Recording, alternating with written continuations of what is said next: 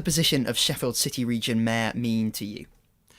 Well, I was quite surprised actually to find out that it's not a traditional mayor's job, because the job actually has no powers, no authority, no influence on policy or anything like that.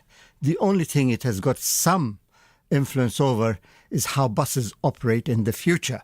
So that was a surprise to me.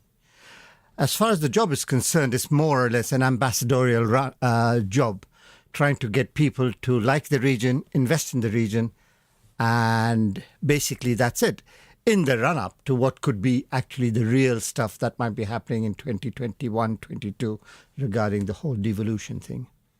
And you mentioned there transport is one of the issues we know that the mayor is going to have some power over.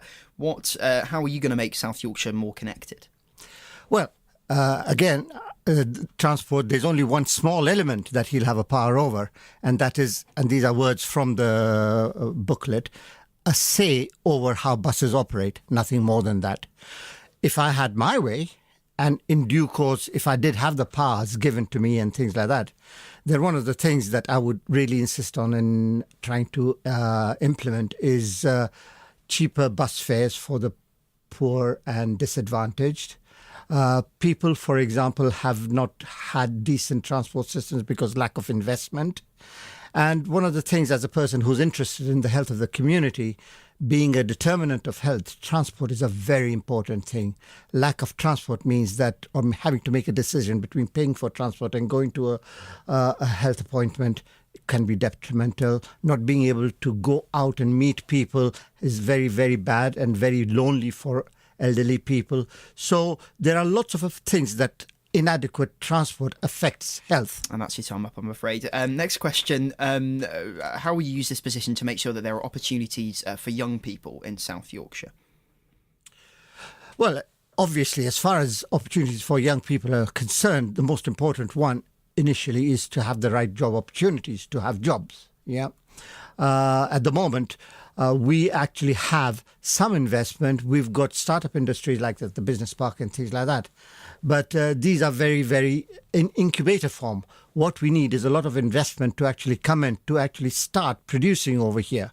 And so what I would try to do, and I have a lot of experience of this, is actually attract inward investment from the rest of the country and from abroad.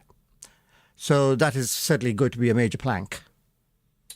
When elected, the mayor's going to be quite limited in what he or she can influence. What more powers do you want from the government for this position, and how are you going to go about getting them? To be able to get the full powers that I need to be able to implement some of this, I'll have to prove to the government that the impacts of the money that will be devolved is going to be for the better of the region. The only way one can do that is by actually having everybody unanimously working together, as opposed to having this split between the four councils as to what should happen, what should not happen. As a bipartisan, unbiased person coming fresh into the scene, I hope to be able to draw these people together so that we can move forward in a joint way and actually come out with results. I am not a politician, have no desire to be a politician, but I do want the politicians to actually come in together and work for the region and not for some other agenda or for some future purpose. And just finally, you alluded to it there, that there's been disagreement over devolution in South Yorkshire.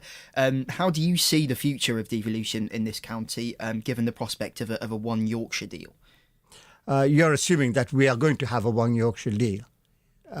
If we actually go along with that, then of course it gives us a lot of great opportunities.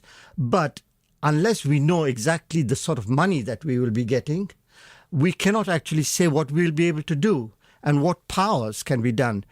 I think that devolution is good for quite a lot of things, but not necessarily so for some things.